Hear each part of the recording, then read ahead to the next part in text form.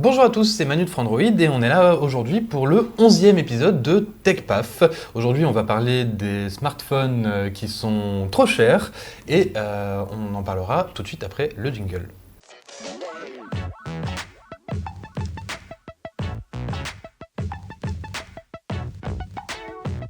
Alors aujourd'hui pour parler des smartphones qui sont trop chers, en tout cas du prix des smartphones, je suis avec Coco. Coco, comment vas-tu ? Je vais très bien, Manu, et toi ? Ça va très bien, et surtout, qui es-tu ? Eh bien, bonjour à tous, bonjour Manu, moi je suis Corentin et je travaille pour Numérama. Et parmi les choses qui m'intéressent, il y a effectivement ces histoires de smartphones, leur prix, leur coût, mais également le marché chinois qui bouscule ces fameux prix. Exactement. Alors du coup, comme d'habitude, on est en direct sur Twitch, on est partenaire avec Twitch, ce qui fait que vous pouvez discuter avec nous via les commentaires de Twitch, on les a sous les yeux, donc on pourra vous répondre en direct, ou en tout cas un petit peu en différé, parce qu'on va pas répondre, on va pas se couper dans nos phrases pour répondre à votre question à chaque fois, mais vous inquiétez pas, elles sont notées, et on essaye de revenir sur un maximum, voire toutes les questions au cours de l'émission. Vous pouvez également interagir avec nous sur Twitter en utilisant le hashtag TechPaf, qui avant était en haut à gauche, maintenant il est en bas à gauche, là-bas, au fond. Merci Coco. Et n'oubliez pas que, comme la semaine dernière, si on dépasse les 500 followers sur Twitch, il y a un Chromecast à gagner. Donc n'hésitez pas à nous suivre. Alors on va commencer et rentrer directement dans le vif du sujet, puisque ces derniers temps, vous n'avez pas pu passer à côté. Il y a un nouveau smartphone qui est arrivé sur le marché, c'est le Galaxy S8. Et le Galaxy S8, est-ce que tu sais combien il coûte ? 809 €. C'est ça, 809 € pour la version normale et 909 € pour la version Plus, donc avec un écran un petit peu plus grand. Alors, on n'est pas là pour faire le procès de ce téléphone, on n'est pas là pour le comparer à la concurrence, pour savoir s'il vaut ses 800 ou ses 900 € de manière intrinsèque. Ça, on l'a déjà fait dans le test que vous pouvez lire sur frandroid.com. Est-ce que vous avez fait un petit test ou quelque chose sur Numérama ? Alors, nous, on l'a découvert, on l'a pris en main, on en a parlé, mais on n'a pas encore le test qui viendra, mais on prend notre temps. D'accord, mais c'est une bonne chose aussi de pouvoir prendre son temps et de faire ça peut-être de manière différente et plus... C'est ça, peut-être que nous, on mettra plus en situation, on parlera moins des caractéristiques techniques, quoi. Ok, donc voilà, on n'est pas là pour faire le procès du téléphone, d'ailleurs on va assez peu parler du téléphone en lui-même, mais plutôt essayer d'expliquer son prix en parlant de tout ce qui est composants et de Samsung en général. Alors, on va beaucoup parler de Samsung aujourd'hui, parce que Samsung Galaxy S8 évidemment, mais aussi parce que étant numéro 1 du marché des téléphones, de la téléphonie mobile, les chiffres de Samsung sont les plus faciles à trouver, et donc c'est plus facile de pouvoir parler concrètement de Samsung. Bien sûr, ça s'applique également à d'autres constructeurs. Alors, le Galaxy S8 coûte 809 €. Il faut savoir que sur ces 809 €, il n'y a pas tout qui va directement dans la poche de Samsung et encore moins en bénéfice pur, puisque il faut séparer plusieurs créneaux dans ce prix, à savoir le prix des composants, mais d'autres choses également. Le marketing, la recherche et développement, et plus largement tout ce qui va dépendre de la commercialisation du téléphone, son arrivée dans nos mains en fait. C'est ça, et également la marge que vont se faire les revendeurs, et enfin toutes les personnes qui auront eu le téléphone dans les mains. Donc on va peut-être commencer avec le prix des composants. Exactement. Si tu veux bien. Du coup, il y a un institut qui s'appelle IHS Technologies, qui s'amuse façon de parler, et qui démonte les téléphones à chaque fois. Donc là, on voit les images de iFixit qui démontent le téléphone. Donc eux s'occupent de la réparation. Et IHS Technologies s'occupe de faire une estimation du coût de fabrication d'un téléphone. Alors, je rappelle que c'est une estimation, que ça peut varier entre le prix annoncé et le prix réel, mais ça permet déjà de se faire une petite idée du prix que paye Samsung pour chaque unité de Galaxy S8 fabriquée. Donc aujourd'hui, pour un Galaxy S8 de 64 Go, donc qui est commercialisé 809 € TTC en Europe, en France en tout cas, et 720 $ hors taxe, par contre, cette fois-ci aux États-Unis, il faut savoir que ce téléphone coûte 307,50 $ à concevoir. Ce qui fait quand même une sacrée différence entre finalement le prix, on va dire, des composants de l'ensemble brut du téléphone avec effectivement les 800 et quelques euros que vont payer ensuite le consommateur français notamment. Comment va-t-on expliquer ça ? Alors, déjà, il faut voir que c'est à peu près 40% du prix du téléphone hors taxe. C'est un chiffre qui on vous le rappellera plus tard, puisqu'on va parler des autres téléphones de Samsung, et donc ça va être intéressant de regarder ça, pour voir comment ce chiffre a évolué au fil des générations. Donc, des composants, il y en a plein, sachant que ce prix comprend également la main-d'œuvre. Donc là, on peut voir un petit graphique ici qui montre en bleu le prix des téléphones avec les composants et en rouge le prix de vente du téléphone. Donc suivant les différentes générations de Galaxy S, du premier Galaxy S au Galaxy S8 qui vient juste de sortir. Donc on y reviendra un petit peu plus en détail tout à l'heure, mais j'aimerais du coup parler des différents composants des téléphones. Est-ce que tu sais quels composants sont les plus chers, toi, sur un téléphone ? Je dirais l'appareil photo. En partie, qui revient à peu près à 20%, je crois, du prix de l'appareil. Peut-être le processeur ? On a effectivement le processeur et tout ce qui va animer réellement le téléphone, donc le processeur, toutes les puces qu'il y a derrière, la mémoire, le modem qui va permettre de se connecter sur un réseau GSM ou Wi-Fi, ce genre de choses.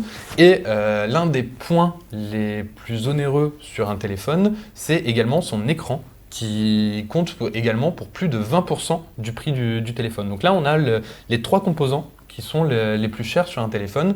Et sur le Galaxy S8, ces composants, c'est pas rien. Disons que oui, qu'on parle de l'écran ou de l'appareil photo, et même finalement de Snapdragon, donc pas en France, mais exactement, c'est effectivement des composants quand même d'une très grande qualité, presque les meilleurs, dans quasiment tous les cas, du marché. Donc autant dire qu'on s'attend un petit peu à ce qu'il soit cher. Mais est-ce pour autant une raison ? Est-ce pour autant une raison ? Du coup, je me suis posé la question sur est-ce que ça vaut le coup de payer, est-ce qu'on ne se fait pas avoir à force de toujours payer un petit peu plus cher ? Et est-ce que c'était pas moins cher avant ? Donc, c'est là où on va s'intéresser aux précédentes générations, et notamment à celui qui était juste avant, le Galaxy S7, qui dans sa version 32 Go coûtait exactement 679 $ à sa sortie, 672 à peu près en moyenne sur les différents revendeurs, et qui coûtait 255 $ à produire. Alors, il faut savoir que ça, c'était le Galaxy S7 normal, mais que le Galaxy S7 Edge coûtait, si je dis pas de bêtises, 100 $ de plus. Ce qui fait qu'il y a quand même une bonne différence pour un prix de fabrication qui n'était pas réellement beaucoup plus cher. Donc, tout à l'heure, sur le Galaxy S8, on disait que le prix de fabrication, le coût de fabrication, englobait 42% du prix de vente final. Là, pour le Galaxy S7, on en est à 37,95, on va arrondir à 38% du chiffre de vente qui part uniquement dans les pièces. Et si on regarde un petit peu justement sur toutes les générations, que ce soit le Galaxy S premier du nom ou les autres, on a des chiffres qui se tiennent à peu près. Tout à fait. Finalement, il y a une sorte de, on va dire, de logique, mais cette logique, elle vient d'où ? Elle vient peut-être finalement que les frais, entre guillemets, annexes, varient pas tant que ça pour une entreprise comme Samsung, qui a toujours à faire les mêmes dépenses. Je pense que tu y reviendras en termes de marketing, de recherche et développement. Exactement. Et du coup, en fait, si on regarde du Galaxy S3 au Galaxy S8, le coût de fabrication d'un terminal correspond toujours à peu près à 38 à 40% du prix de vente final du téléphone. Et on a même sur le Galaxy S6 Edge une grosse différence, une différence notable sur le prix de vente, puisque Le Galaxy S7 Edge en 64 Go, donc la même capacité que le Galaxy S8 actuel, qui n'a pas de 32 Go, était commercialisé à $799, 800 $, alors que le Galaxy S8, comme je l'ai dit tout à l'heure, est commercialisé à $720. Donc le Galaxy S6 Edge, donc, qui a la même capacité et le même écran incurvé que le Galaxy S8, coûtait plus cher déjà que le Galaxy S8. Oui. Et par ailleurs, il y a quelque chose de marrant avec ce S7 Edge, c'est que finalement, quand on a vu le prix, on s'est tous dit oui, mais d'accord, c'est à cause de l'écran incurvé. Mais en fait, on se rend compte que cet écran incurvé, même s'il était effectivement légèrement plus cher que la version originelle, on fait le lien en fait entre la perfection, entre guillemets, l'innovation technique et le prix qu'on va débourser, alors qu'en fait, ce lien n'est pas toujours existant. C'est, à mon avis, quelque chose d'intéressant qui permet de comprendre pourquoi on achète finalement si cher nos téléphones. Exactement. Et du coup, alors j'ai oublié ce que je voulais dire, je suis désolé, mais tout à l'heure, on parlait des composants et j'étais parti sur autre chose. Sur le marketing ? Je pensais à une autre discussion. Mais du coup, on va enchaîner sur le marketing, effectivement, parce que du coup, le prix des composants n'est pas le seul élément qui influe sur le prix final de vente d'un téléphone. Il y a effectivement, comme tu dis, le marketing. Exactement.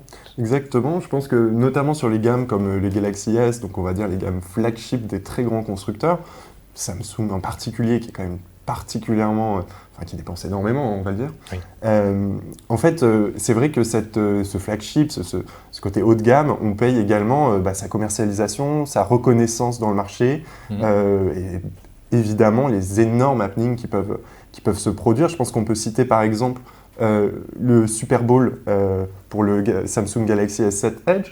Donc pour 30 secondes exactement, pour une pub de 30 secondes au Super Bowl, Samsung est quand même prêt à payer $5 millions. Donc en fait, c'est un investissement. Pour juste une publicité, un seul passage. Oui. Exactement. Et en 2016, on obtient en global 9,3 milliards de dépenses en euros. 9,3 milliards de dépenses pour le marketing. Pour le marketing, dont 3,6 milliards pour la publicité. Exactement. Donc les 6 milliards de battements à peu près, ça va englober tout ce qu'il y a autour du marketing, donc tout ce qui est relations presse, les chèques qu'ils envoient aux journalistes comme nous. Je l'avais pas assez vu. Je l'avais pas vu. Faut bien payer nos salaires. Et évidemment, tout ce qui englobe tout ça, il y a quand même du monde qui réfléchit aux publicités, il y a de la recherche là-dessus, des panels qui sont tenus pour viser un petit peu le public. Bien sûr, je rigole pour les chèques. Et on confirme, on n'a pas vu cet argent. On l'a pas vu, donc voilà. Mais voilà, il y a un budget énorme qui est consacré au marketing aujourd'hui sur des produits comme ça. Et à titre de comparaison, là où Samsung a dépensé 3,6 milliards d'euros dans la publicité en 2016, LG, donc l'autre coréen, n'a dépensé que 1 milliard. Donc quasiment 4 fois moins.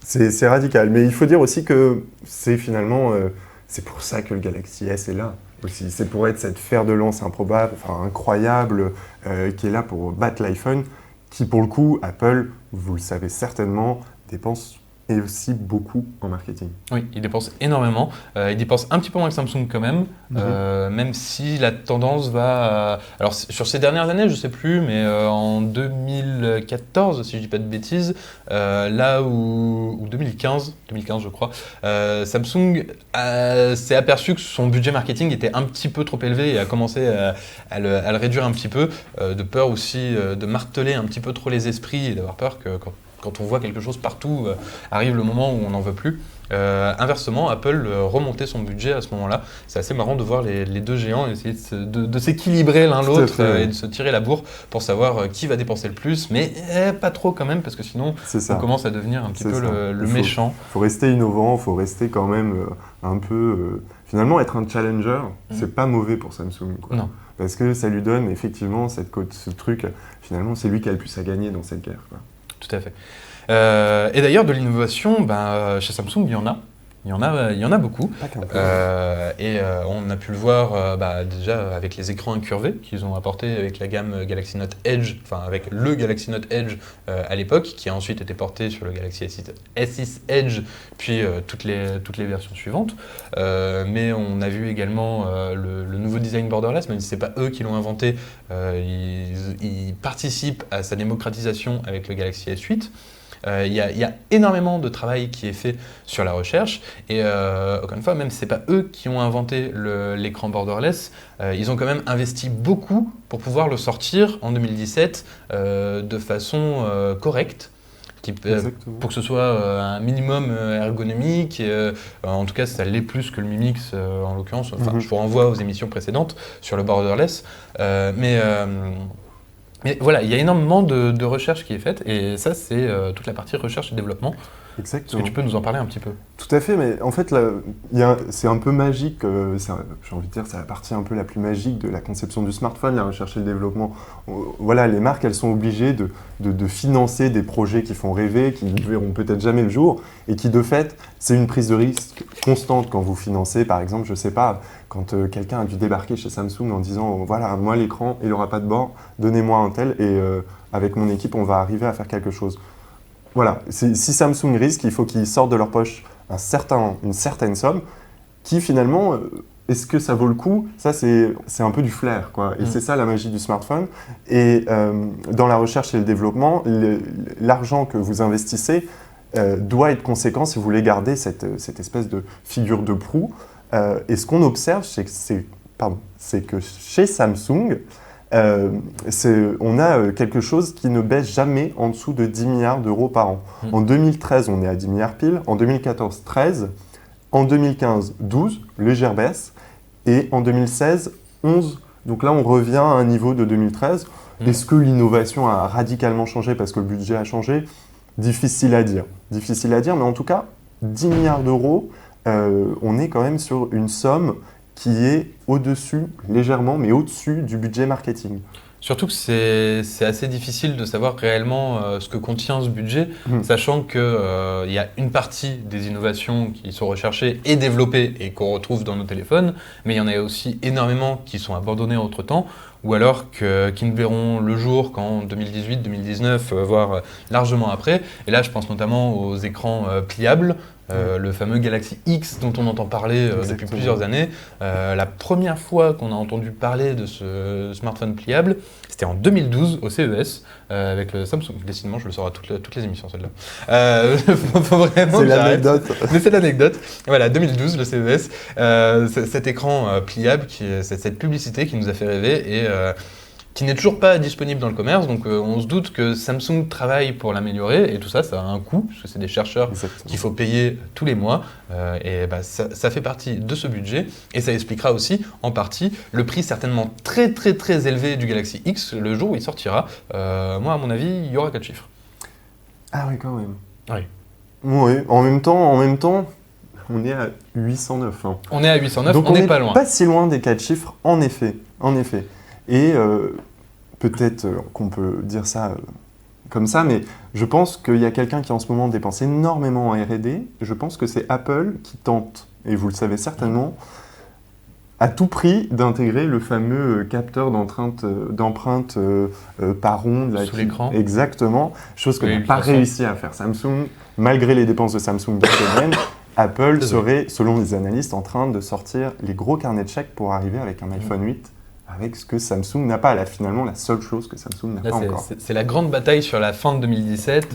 Peut-être que Samsung arrivera à le faire, à l'intégrer également sur son deuxième flagship de l'année, le Galaxy Note 8. À voir sur le second semestre pour voir ce que ça va donner. Mais effectivement, là, il y a un gros budget de R&D également à ce niveau-là. Il y a également d'autres budgets, comme on l'a dit, au niveau tout simplement de la logistique. Puisque ces téléphones, une fois qu'ils sont conçus, sachant que Samsung, sur une gamme comme le Galaxy S, ils en créent énormément. Sur les premiers jours de commercialisation, on parle de jusqu'à 10 millions d'appareils écoulés sur un mois, moins d'un mois, ce qui est énorme. Tous ces téléphones, il faut les entreposer. Il faut, une fois qu'ils sont imaginés en Corée, mais ils sont conçus et assemblés en Chine. Donc tous ces téléphones, il faut les faire voyager à travers le monde pour les amener jusque de chez vos revendeurs, que ce soit Amazon, Cdiscount, Darty la Fnac ou votre opérateur. Donc tout ça, c'est du transport, c'est des coûts auxquels il faut bien sûr penser, et tout le stockage de ces appareils qui prennent énormément de place. Et encore une fois, c'est des coûts, c'est des entrepôts, c'est des stocks qui ne peuvent pas rester comme ça dans la nature et qui coûtent cher. Et ça, malheureusement, je n'ai pas les chiffres par contre du coût, puisque c'est des chiffres confidentiels et très difficiles à trouver. Néanmoins, ce qu'on sait, c'est que finalement, ces dépenses supplémentaires qu'on va rajouter au prix du smartphone, finalement, on peut imaginer que Samsung ne les fasse pas. On peut imaginer, tout à fait, que Samsung ne les fasse pas. Et d'ailleurs, il y en a qui ne les font pas. Exactement, et c'est peut-être notre partie 2. Et bien là, c'est vers toi que je me retourne. Exactement. Je me tourne. Finalement, on voit donc que les dépenses peuvent être ajustées, qu'on peut jouer, que ce soit sur les marges, sur le marketing ou sur la recherche et le développement. Justement, on peut ajuster ces marges, essayer de trouver le bon prix, le juste prix, ou en tout cas le prix qui fera que votre téléphone passera pas inaperçu. C'est la stratégie qu'ont choisie notamment les constructeurs chinois. Oui, beaucoup de constructeurs, et donc que ce soit des constructeurs qu'on connaît bien chez nous, puisque leurs téléphones sont vendus chez nous, et là je pense notamment à OnePlus, à Huawei ou à sa filiale Honor. Donc ça, c'est des téléphones qu'on peut retrouver dans le commerce aujourd'hui, même chez certains opérateurs, pour certains d'entre eux. Mais également à d'autres marques qui, toi, te sont plus chères à ton cœur. C'est ça. Après, on va avoir des marques effectivement très typiques de la Chine. Bon, Xiaomi, forcément. Incontournable. Incontournable. Oppo, Vivo, Elephone. Qu'est-ce qu'on a d'autre Doogee. Doogee, par exemple. Mais là, tu me dis que ces constructeurs, ils vont moins payer pour tout ce qu'on vient de dire, mais là, je pense immédiatement à Xiaomi. Xiaomi doit quand même avoir un certain budget recherche et développement, puisqu'ils ont sorti le Mi Mix, dont on parlait juste avant, qui est le premier smartphone réellement borderless. Ils ont sorti le Mi 5S, qui était l'un des premiers à intégrer le capteur à ultrasons dont on parlait avant, mais pas de la même manière qu'on le souhaite, puisqu'il n'est pas sous l'écran, mais sous une touche, donc ça fait plus traditionnel. Donc même si le capteur est bien le capteur à ultrasons de Qualcomm, on n'a pas la véritable innovation qu'on attendait de ce composant. Mais ils essayent toujours de suivre l'innovation, donc ils doivent avoir quand même ce budget. Du coup, comment ils font pour... Eh bien, en fait, si on prend le cas de Xiaomi, c'est un business model qui est porté vers le, entre guillemets, low cost. En tout cas, qu'il a longtemps été. C'est un business model qui fonctionne donc avec une communication qui est très réduite. Alors, vous allez me dire, non, mais on entend tout le temps parler de Xiaomi. Oui, on en entend tout le temps parler, mais c'est un marketing qui est orienté sur les réseaux sociaux, qui est orienté avec ce que Xiaomi appelle les fans. Xiaomi appelle ses consommateurs ses fans. C'est assez marrant, mais en tout cas, ça permet de les fidéliser, de les faire participer à des concours, etc. C'est vrai qu'il y a une très grosse communauté Xiaomi à travers le monde. Et d'ailleurs, une partie de la communauté travaille à traduire la partie logicielle des smartphones pour pouvoir les importer plus facilement. Exactement, et en fait on comprend que Xiaomi a joué quand même un bon jeu là-dessus parce qu'en lançant d'abord une ROM MUI, on rappelle dans les années 10, après un smartphone, le constructeur a réussi a réussi à vraiment construire effectivement une communauté certes de fans mais également de traducteurs, de gens qui sont en mesure de porter les ROM, de soutenir les mises à jour, etc. Des choses que connaissent les utilisateurs de Xiaomi.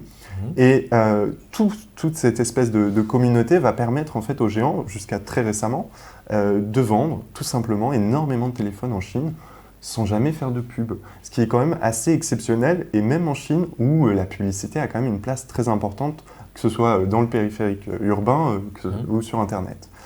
Alors, ça permet d'économiser, et la R&D, la recherche et le développement, n'en ont-ils jamais fait. Pendant longtemps, ils n'en ont pas fait beaucoup. C'est vrai qu'ils sont beaucoup inspirés des autres pour Regardons vers récupérer. Apple. C'est ça. Mais oui, D'autant que les usines d'assemblage de l'iPhone n'étaient pas très très loin. Du coup, je me demande s'ils n'en ont pas profité un petit peu pour On aller se sait balader pas. là-bas. En tout cas, oui, c'est vrai qu'il y a eu, mais comme une entreprise qui démarre, elle n'a pas les fonds Mm. pour investir dans la recherche et le Ça développement. paraît logique. Donc il y a eu un petit temps, mais globalement, on arrive après vers le Mi Note, si je ne me trompe pas, le Mi 4, non, le Mi 5, pardon, puis le Mi 6, et puis aujourd'hui le Mi Mix, les smartphones qu'on connaît qui sont quand même qui n'ont plus grand chose à voir avec Apple. Et en fait, ce qui s'est passé, c'est que tout simplement, Xiaomi, en augmentant ses marges, ses profits et son investissement, légèrement, mais quand même un petit peu, les téléphones ont doucement augmenté, sauf sur la gamme Redmi. Mhm. Les smartphones ont doucement augmenté de manière à faire rentrer de l'argent, payer de la recherche et du développement, acheter des petites startups qu'on ne connaît pas trop nous ici, mais qui, voilà, ils achètent pour avoir les brevets. Et Tu sais à peu près quel type de brevet ils ont pu acheter comme ça ou... alors, on peut parler des brevets sur la photo, parce qu'ils ont travaillé et financé Yi, Oui, c'est vrai. qui est pas très connu par chez nous, mais qui a permis voilà, à Xiaomi d'entrer dans... De plus en plus, d'ailleurs, pour la petite anecdote, Google qui travaille avec GoPro pour sa caméra à 360 degrés, donc, qui était composée en fait de plusieurs GoPro assemblées les unes aux autres pour avoir une vision à 360 degrés, finalement a apparemment rompu son partenariat, ou en tout cas l'a mis de côté, et maintenant est en partenariat avec Yi. Ils utilisent des petites startup qui a de Yi-Cam. l'avenir. Donc ils ont une nez creux chez Xiaomi. Non, mais oui, ils sont très forts. Et voilà, c'est aussi ça le business model Xiaomi. Finalement, c'est voilà, investir sur les petits, parce qu'en étant un petit, ils savent ce que c'est, pour développer finalement à moindre coût de la recherche du développement, développer à moindre coût un marketing grâce aux nouvelles méthodes. Et ça, c'est quelque chose qu'on va retrouver sur une autre marque emblématique, très connue, j'imagine, par les lecteurs de Android, OnePlus. Oui, Qui exactement. n'est pas fan non plus de publicité telle qu'on la connaît, qui va plus s'orienter effectivement vers des gros coups, des smartphones qu'on ne peut pas avoir tout de suite. Alors oui, eux, ils ont aussi fonctionné beaucoup sur le buzz, avec des publicités qui ont plus ou moins bien marché. On a eu droit à une campagne, alors je me rappelle plus ce que c'était, mais on a eu une Je me campagne souviens de très la Saint-Valentin. sexiste. Ils avaient fait une campagne sexiste pour le OnePlus One, qui avait beaucoup fait parler d'elle justement, parce que les gens n'avaient pas apprécié ce côté très macho de la marque. Mais je ne me rappelle plus exactement de ce qui avait été fait pour la marque. Sinon, comme on peut le voir là actuellement à l'écran, il y avait, c'était pas celle-là, c'était celle d'avant, il y avait la publicité Lick Your Phone, c'est ça, léchez votre téléphone. D'un goût. Vraiment un goût exceptionnel, Mais n'empêche, on en a parlé. mais tout le monde en a parlé parce que justement, voilà, ça a fait polémique. Et on peut voir des gens lécher leur téléphone, sachant que votre téléphone est certainement l'objet que vous traînez avec vous qui a le plus de bactéries sur lui. Bref. Donc voilà comment finalement on réduit les coûts en faisant des publicités effectivement un peu trash, en provoquant la rareté et en se construisant des fans. Mais est-ce que ça suffit à toujours baisser les prix? Il y en a un autre, excuse-moi de te couper, Non, tu avais l'air enflammé pour partir sur autre chose, mais il y en a un autre qui fonctionne également beaucoup là-dessus, c'est Honor, qui certes Évidemment. fait beaucoup qui a un budget marketing qui je pense doit être quand même assez élevé, même si on n'a pas les chiffres, ils n'ont pas voulu nous les communiquer, mais enfin ils ne les communiquent pas tout bêtement. Ils ont un budget qui est quand même assez important, parce que vous avez pu voir des publicités à droite à gauche, ne serait-ce que si vous visitez Frandroid. Mais à côté de ça, ils font également beaucoup appel à leur communauté. Ils ont ce qu'ils appellent des ambassadeurs. Ils essayent toujours de faire parler d'eux via d'autres moyens, que ce soit les réseaux sociaux, via les blogueurs, etc. Et a priori, ça marche, puisqu'en fait, OnePlus, il y a encore 3 ans, avant le OnePlus 7, c'était une marque dont quasiment personne parlait. Bon, il faut dire que c'était une marque qui avait à peu près 1 an. Mais aujourd'hui, tous ceux qui connaissent un petit peu le milieu des smartphones connaissent Honor, et même des personnes un petit peu plus lambda qui cherchent juste un téléphone bon marché, mais avec de bonnes caractéristiques, peuvent se retrouver conseillés par quelqu'un et se retrouver avec un Honor qui sera un bon rapport qualité-prix, alors que jamais on n'a vu un spot télé Honor. Exactement. Et en fait, tout ça, ça nous emmène, on va dire, vers une évolution qu'on voit aujourd'hui sur le marché, qui est en fait tous ces milieux de gamme, parce qu'on va les appeler comme ça, ces milieux de gamme, c'est-à-dire c'est des téléphones qui ont souvent, enfin en tout cas aujourd'hui, depuis on va dire 5 années, de très bonnes caractéristiques, malgré un prix défiant pas toute concurrence, mais très intéressant. Ils sont beaucoup plus abordables en tout cas que les 809 € qu'on peut voir sur les flagships. Et ce qu'on s'aperçoit, c'est que ce marché, tend doucement à rejoindre, au moins en termes qualitatifs, le marché du haut de gamme. Ce qui fait qu'aujourd'hui, un Mi 6, un OnePlus 3T offrent des caractéristiques, des composants qui finalement vous rappelleront des produits haut de gamme. Et ce développement du marché milieu de gamme est en plus intéressant parce que finalement, et ça c'est plus une question d'innovation, mais lorsque vous faites un téléphone qui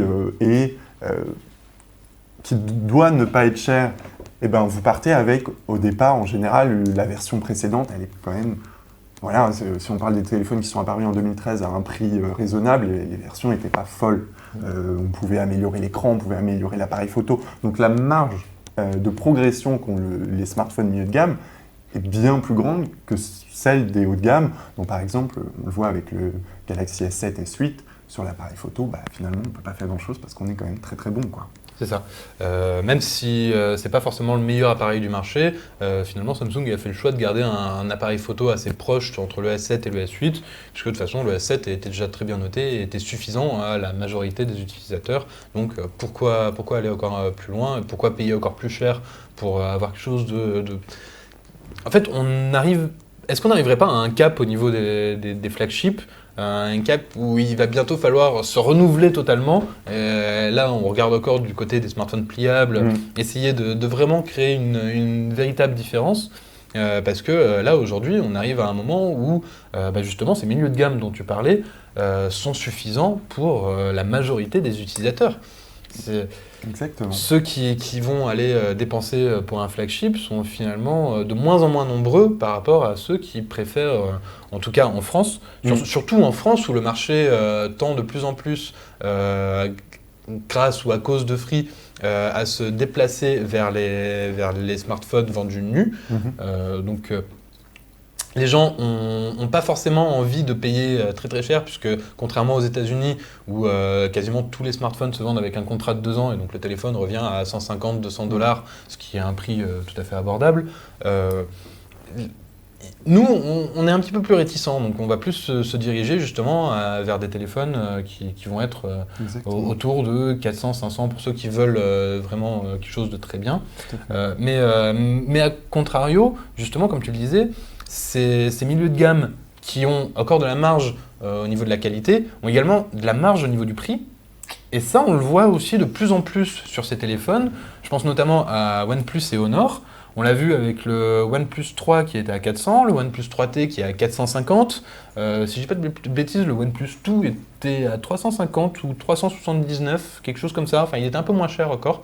Donc, tous les ans, on gagne un petit peu en qualité et en prix. Et c'est pareil pour Honor, puisque l'Honor 8 était plus cher que l'Honor 7. Et là, le Honor 8 Pro, qui est actuellement en cours de test à la rédaction, et dont vous pourrez lire le test sur Frandroid dans très peu de temps, et où sera commercialisé à 550 €. Ce qui n'a plus grand chose à voir avec les 400 du Honor 8 de base. Donc là, on est encore sur une marche au-dessus. Mais on a une question de Romano 2K qui cherche justement à comprendre ce positionnement. Est-ce que plus que la qualité du téléphone, la qualité intrinsèque de ce qu'il est capable de faire, le prix n'est pas aussi une marque de luxe qui permet aux revendeurs de dire bon voilà, nous on se positionne sur un marché où on va pouvoir dire toi t'achètes ce téléphone pas pour ce qu'il est capable de faire, mais pour pouvoir dire à ton voisin t'as vu ce que j'ai dans la poche ? C'est ton SMIC, mon gars. Non, mais c'est vrai que c'est une bonne question qui est en fait un peu psychologique parce que c'est finalement quel plaisir on a à acheter un smartphone. Or, il y a des gens, ça les fait vraiment kiffer d'acheter un smartphone très cher parce qu'effectivement, il y a un côté rareté, parfois il y a aussi early adopter, c'est-à-dire je vais l'avoir tout de suite. Je vais payer mon Samsung 800 €, mais je l'aurai demain. Alors que si vous attendez 2 mois, il sera beaucoup moins cher. C'est ça. Bon, Mais peut-être pas le 8. finalement, écoute, payons cher, c'est notre plaisir. Mais moi, ce que je commence à voir un petit peu, en tout cas, apparaître, c'est des consommateurs, même s'ils sont fans de smartphones, peut-être qui ont un autre plaisir qui est celui de trouver le bon prix au bon moment. C'est-à-dire de trouver le smartphone qui dépote, pardonnez-moi l'expression, mais avec le bon prix et de se dire, en fait les gars, vous avez tous payé votre smartphone 800 €, moi je l'ai eu à 300 et il n'est pas moins bien. Et ça, je pense que c'est quelque chose qui est en train de se construire avec justement l'émergence de ce marché un peu milieu de gamme, haut de gamme, entre les deux, et qui finalement appelle justement à se poser la question, pour les marques en tout cas, de la question des marges et du bon prix. Justement, ça fait plusieurs fois que tu utilises l'expression bon prix. Cette expression, elle n'est pas vraiment de toi. Non, pas vraiment. C'est Carl Pei qui nous a dit ça. Donc Carl Pei qui est le PDG de OnePlus, qu'Omar a eu l'occasion d'interviewer lors d'un de ses passages chez Colette à Paris. Et qui rigolait quand Omar lui a parlé de prix bas.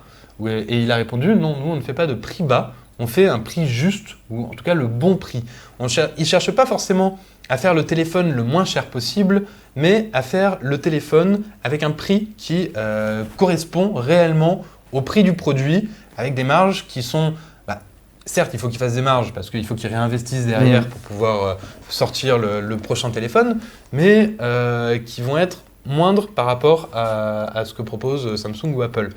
Maintenant, cette politique, elle a aussi des inconvénients, parce que même si ça permet à la marque d'avoir une image de smartphone à très bon rapport qualité-prix, c'est aussi des problèmes qu'on peut rencontrer sur notamment les stocks.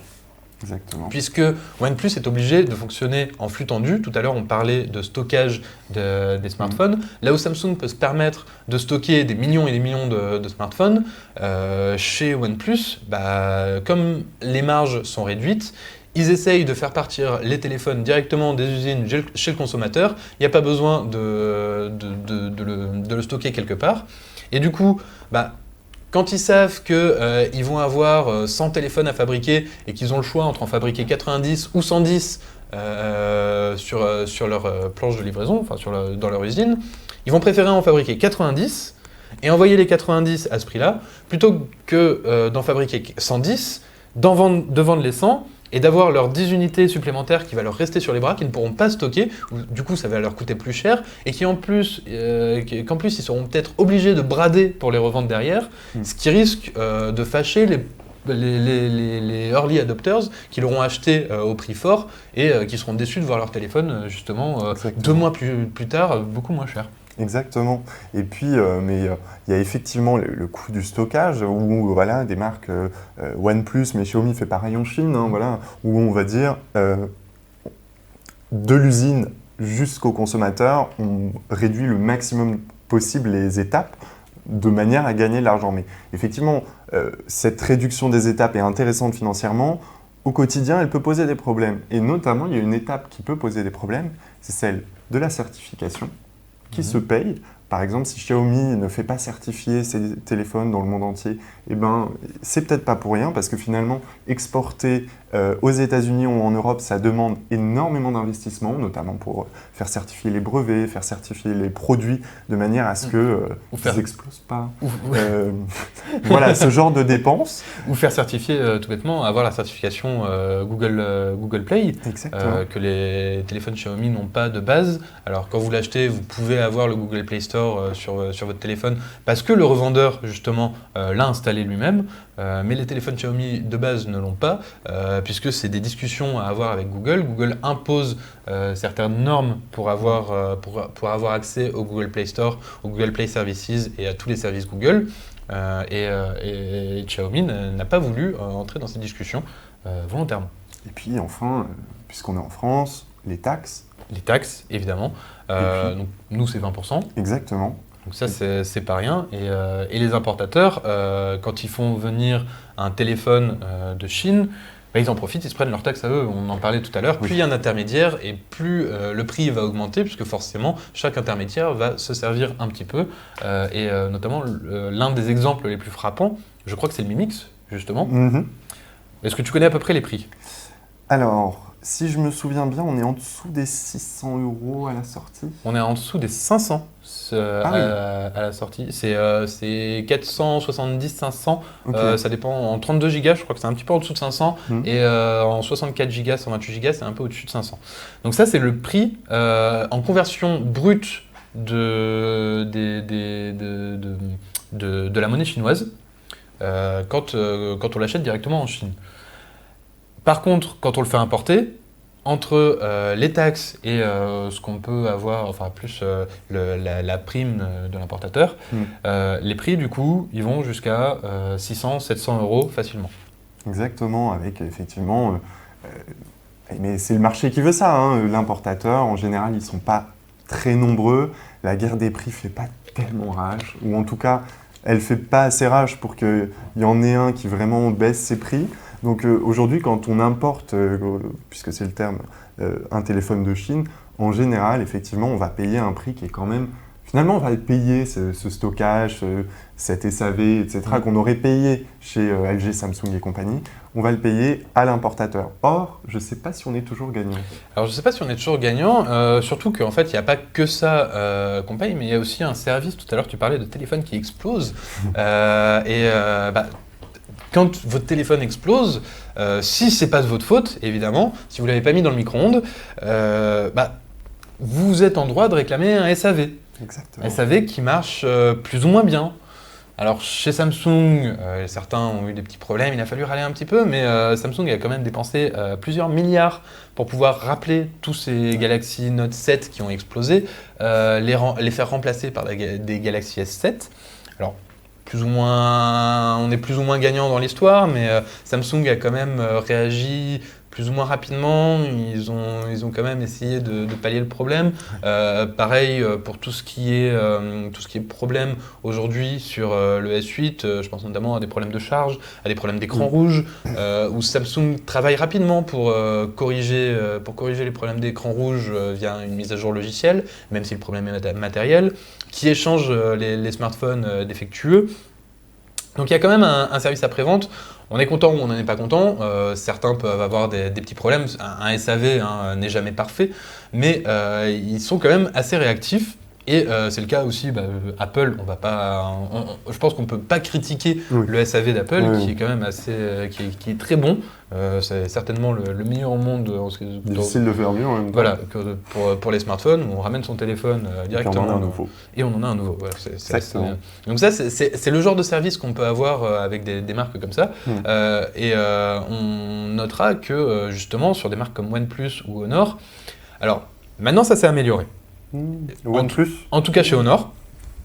Mais on se rappellera toujours des vives critiques qu'il y a eu sur les SAV de Honor et de OnePlus à leur lancement, au lancement de la marque. Alors bien sûr, il faut le temps qu'ils prennent leur marque, etc. Donc si je dis pas de bêtises, il me semble que OnePlus a fait beaucoup de progrès à ce niveau-là et qu'en tout cas, on en entend beaucoup moins parler. Pour ce qui est de OnePlus... De Honor. Pardon, j'ai dit OnePlus juste avant. Non, Honor a fait beaucoup de progrès, excusez-moi. Mais OnePlus a encore quelques petits soucis avec ça. C'est ça, parce que moi je lis souvent des trucs. Par exemple, on parlait de l'écran rouge du Samsung. Je sais que OnePlus a souvent des problèmes d'écran et c'est pas la même vitesse qui sont réglés. Non, et justement, là encore une fois, ça vient en partie du problème de flux tendu des téléphones, puisque quand on a 100 téléphones à vendre, ou quand on a 99 téléphones à vendre, on en fabrique 100, on en garde un à côté pour pouvoir remplacer celui qui sera défectueux, et on envoie les 99. Il suffit qu'il y en ait 2 qui soient défectueux dans le lot, et du coup, il y en a un qui va devoir attendre le lot suivant. Exactement. C'est arrivé à un de mes amis, petite anecdote personnelle, c'est parti, il a eu un problème avec son OnePlus 3T, donc l'un des derniers. On n'est pas sur la première génération, là ça fait quand même déjà quelques années que OnePlus travaille là-dessus. Il a eu un problème avec son OnePlus qu'il a dû envoyer au SAV. Je crois qu'il a attendu 2 mois avant de récupérer un nouveau téléphone, alors qu'il avait déjà envoyé le sien, et de nombreux échanges au téléphone avec OnePlus pour pouvoir savoir où il en était. Il a failli partir chez une autre marque parce qu'il était très énervé par ces histoires de SAV. Donc c'est un petit peu dommage d'en arriver là, alors que comme on disait tout à l'heure, la marque propose des téléphones au rapport qualité-prix très bon. Exactement. Mais du Donc, coup, c'est dommage. gagnant-perdant le consommateur, difficile de trancher quand même. Parce que, à mon avis, le consommateur qui va être gagnant grâce à des marques comme OnePlus ou en faisant importer ses smartphones, etc., ça va être quand même un consommateur avisé. On ne va pas se mentir. Il faut quand même une certaine maîtrise à la fois des smartphones en général, d'Android, si jamais on a un pépin de type malware ou autre. Déjà, une chose tout bête, c'est que Honor et OnePlus vendent essentiellement en ligne, voire uniquement en ligne. Donc déjà, il faut que ce soit quelqu'un qui fasse ses recherches lui-même. C'est pas Madame Michou qui va aller chez Carrefour, chez Orange, chez SFR en disant bonjour, j'y connais rien, je veux un smartphone, conseillez-moi. Là, c'est plus sur les forums de discussion, sur des chats Reddit, des chans Reddit, ou même sur Frandroid, où Très bon site. Très bon site, il paraît. Où les gens vont venir se renseigner pour pouvoir ensuite prendre leurs décisions. Exactement. Par contre, moi, il y a un petit truc qui me chagrine dans ce que tu dis. Tu dis que c'est des personnes qui sont très pointues, mais il faut voir aussi que sur ces fiches techniques, les constructeurs n'avancent pas forcément tous les petits détails du téléphone, et même si la fiche technique semble très proche, voire similaire à un téléphone qui va coûter 2 fois le prix, des fois il y a des petits détails qui passent à côté. Exactement. Et quand un téléphone, par exemple, dit qu'il a 4 ou 6 ou 8 gigas de RAM, ça va pas forcément être la même RAM que celle qu'on trouve dans un téléphone 2 fois plus cher. Et entre une RAM LPDDR3 et LPDDR4, c'est pas barbare. Hein. Pour parler un peu en barbarisme, il y a une différence de vitesse qui va faire que entre 4 Go et 6 Go, on va pas avoir le même résultat une fois sur son téléphone. Et il y en a qui jouent justement avec ça, ou alors avec d'autres petits détails.